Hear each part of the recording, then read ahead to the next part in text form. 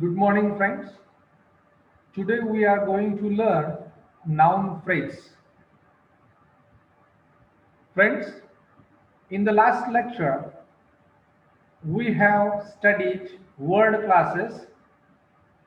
If you didn't watch that video, I request you all, before going to watch this video, please watch earlier video and then you should watch this video.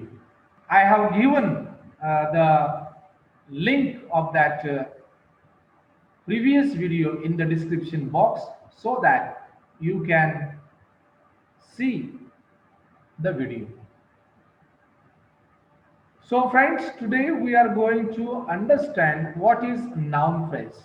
As I already told you that in the previous lecture we studied word classes. Today we will study phrases.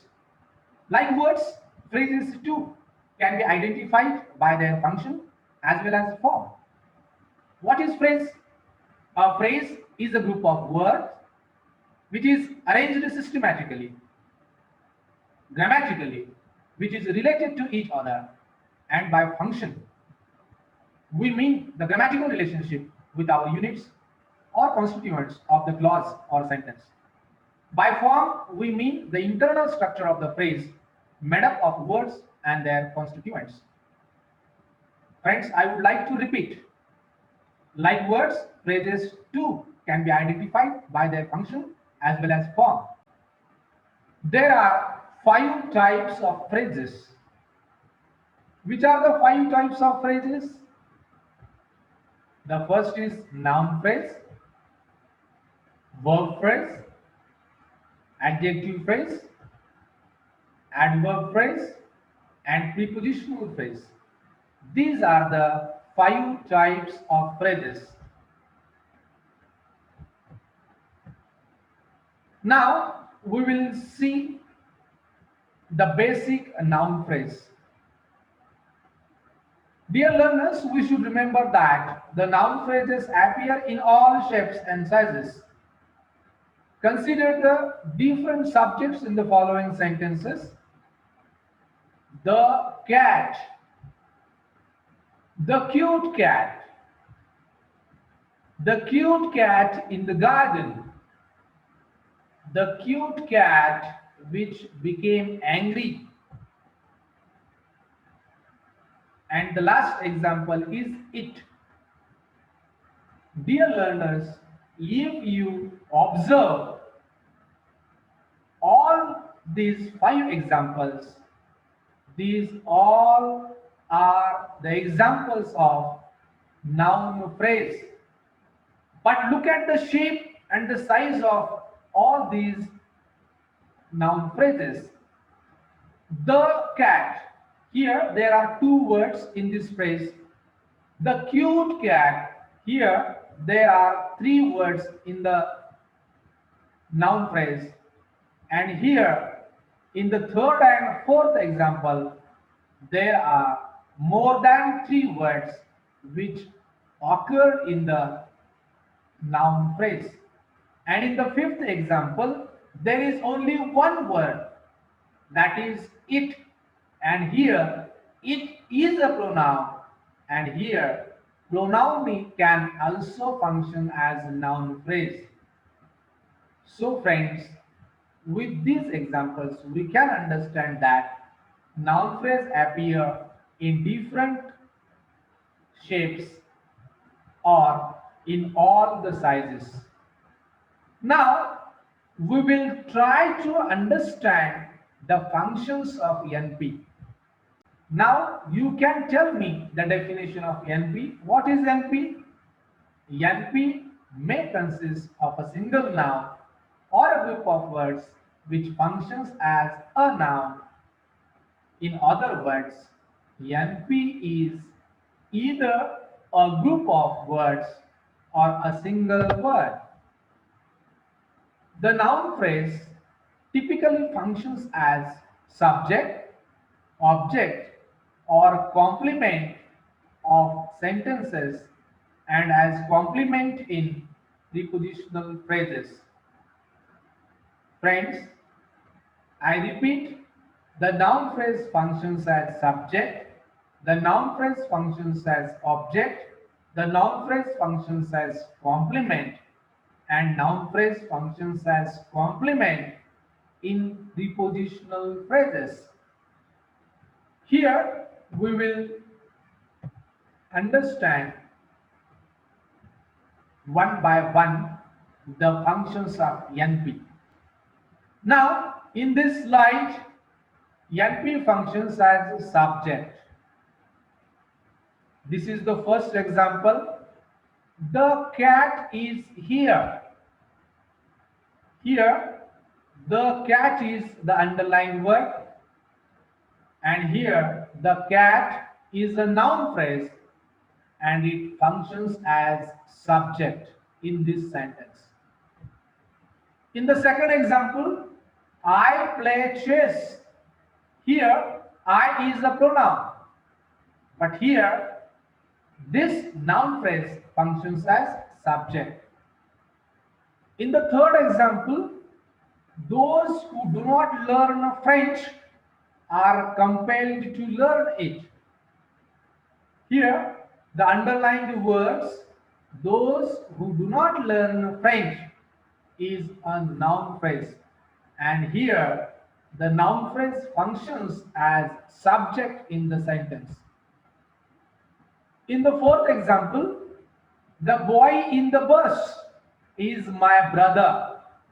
Here, the underlined words, the boy in the bus is NP, and here NP functions as subject.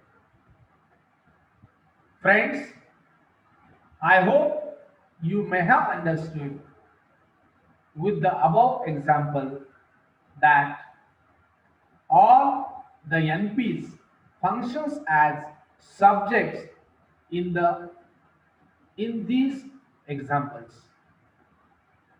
Now we will see the second functions of NP, and here NP functions as object. Friends, we must remember that objects are of two types. One is direct object and the another is indirect object. As you may remember that the object which is referred to inanimate thing, they are direct object, and the objects which refer to animate thing, they are indirect object. In short, in other words, all the living things are the indirect object, and all the non-living things are direct object. Again, I would like to simplify it. How can you understand that this is the object in the sentence? Friends, we will try to understand with the help of this example. He wrote all these poems. In this example, he is subject, wrote is verb, and all these poems is object. Now, how will you come to know how to identify that this is the object in the sentence? Friends, to identify the object in the sentence, you should ask two questions to the verb. The first is what wrote. If we get the answer, then that is the direct object. And whom wrote, if we ask the second question by whom, and if we get the answer, then that is indirect object. But friends, sometimes it is also difficult to identify the object.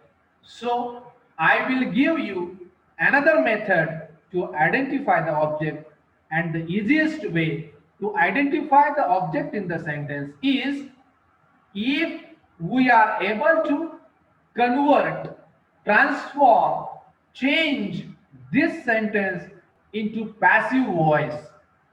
This sentence is in active voice, and if we are able to transform, change this sentence in passive voice, then that is the object in the sentence.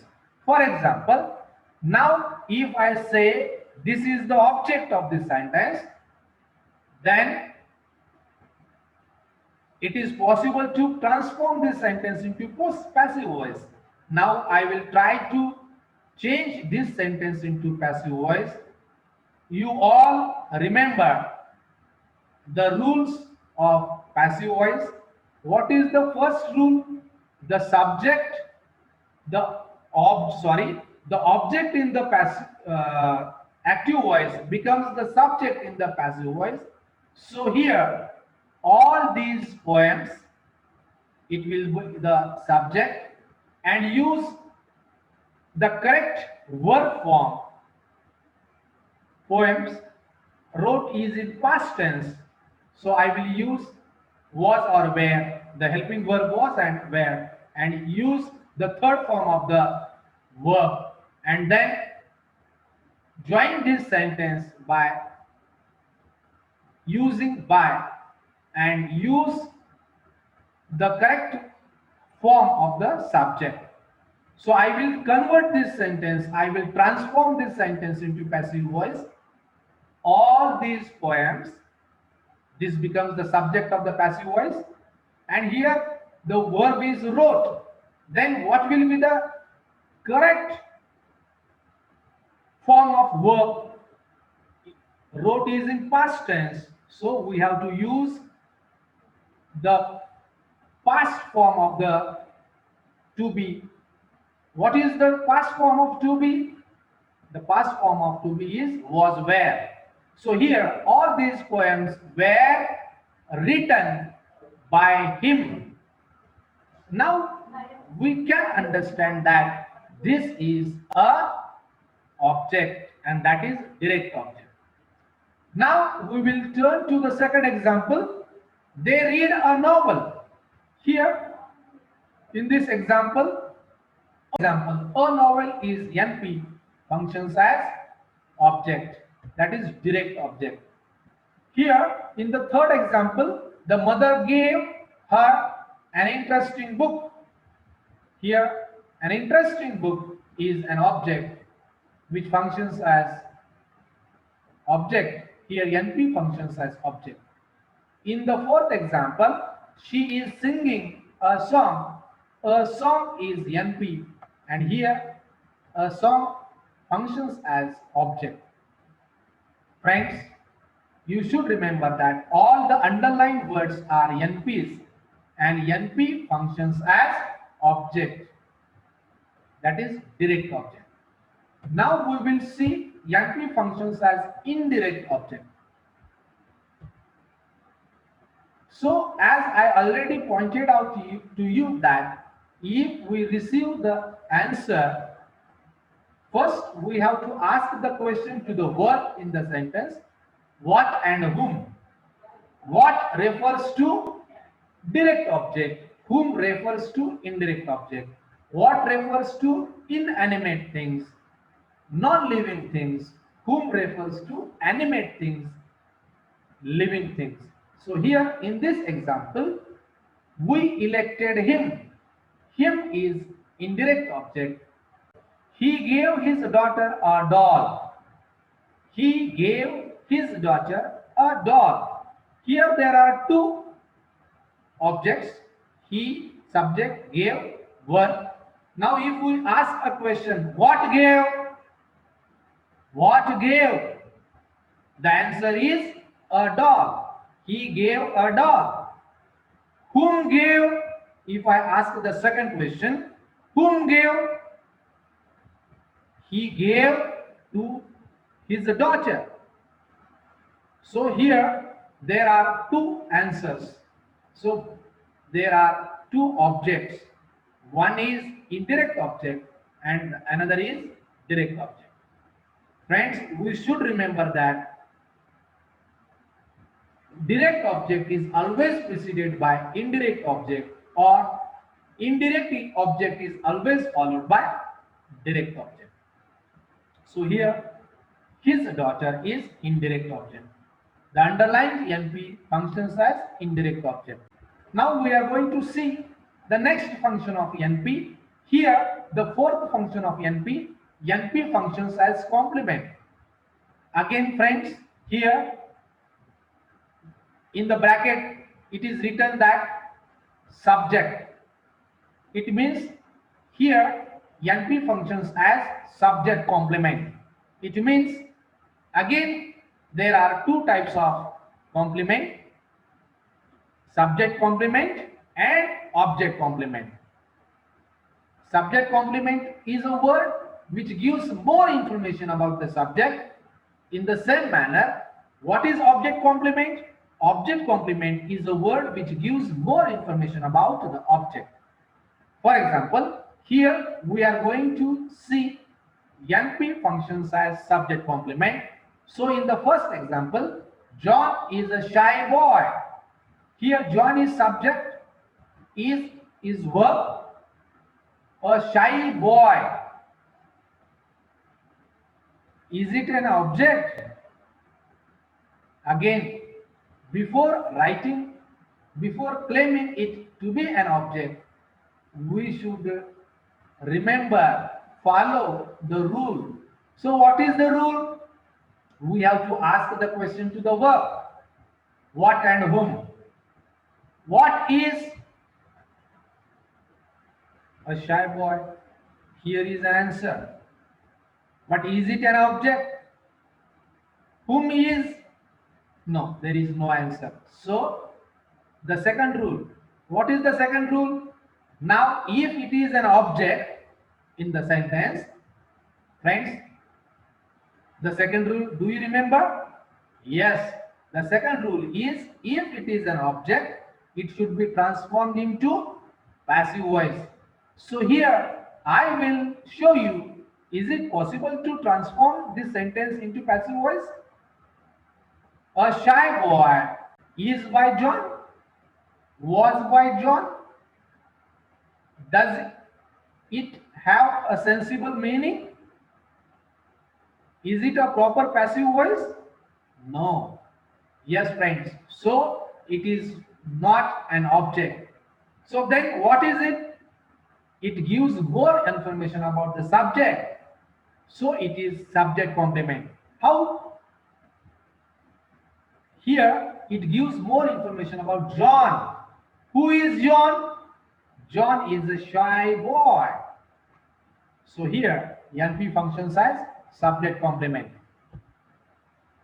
In the second example, she was a famous dancer.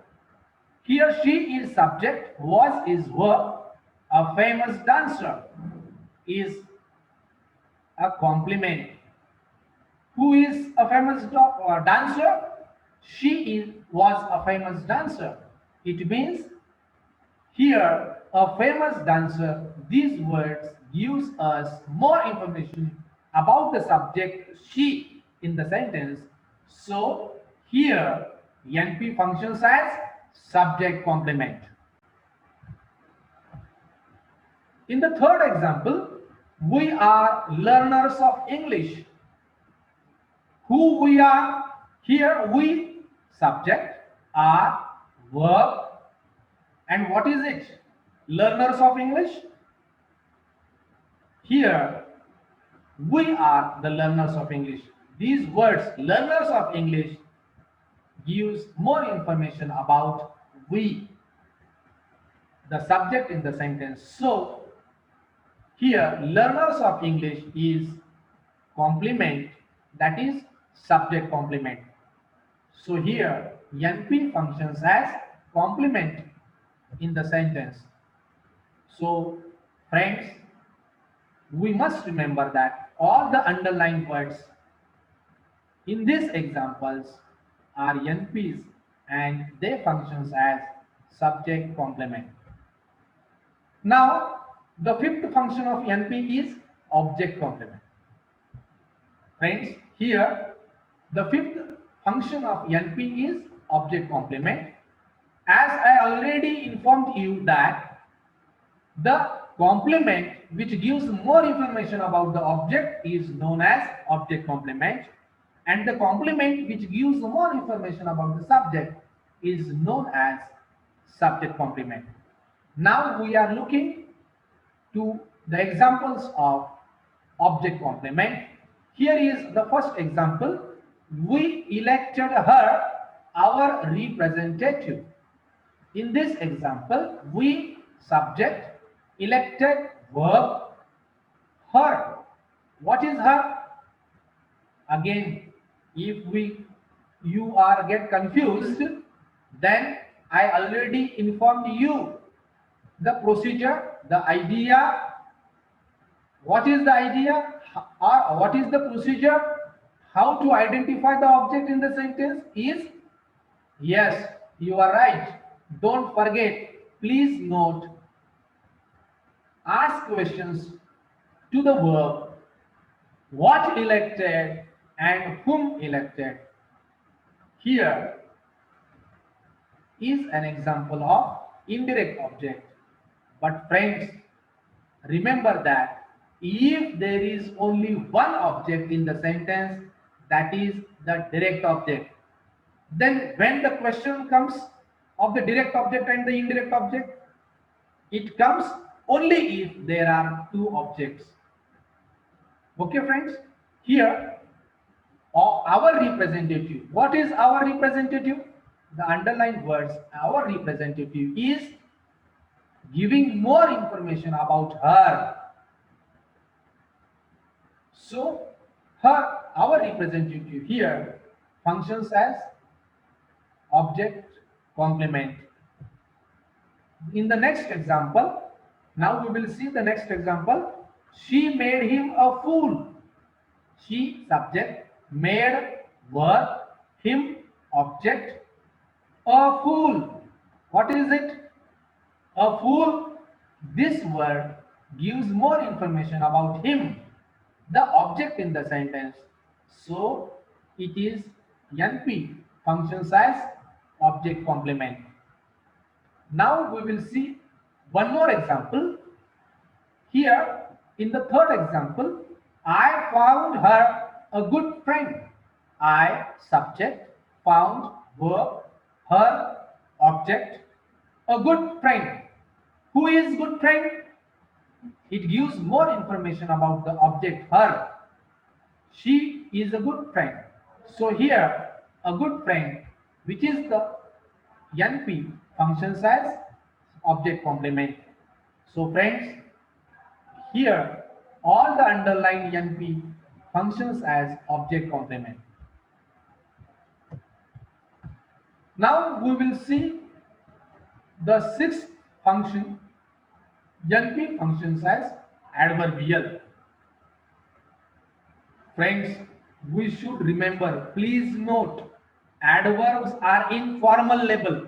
Noun, verb, adverb, adjective. And adverbials are in functional label. Don't get confused. So please remember, I repeat, adverbs are in formal label and adverbials are in functional label. There are three types of adverbials. One or first is adverbial of time, adverbial of place, adverbial of manner. Please remember, adverbial of time, adverbial of place, adverbial of manner. We will try to understand with the following example. For example, the election took place last month. Here, the underlined word last month is adverbial. A, adverbial of time. I will give you one more example. If I say the boys played in the garden. Here in the example, the boys subject, played verb. In the garden, what is in the garden? So here in the garden, which suggests the place. it shows plus, so it is adverbial of plus. And here in this example, last one, it is adverbial of time. If I say the election took place yesterday, yesterday is also adverbial. Okay, so an adverbial of manner. The election took place happily. So here it is an adverbial of manner, happily.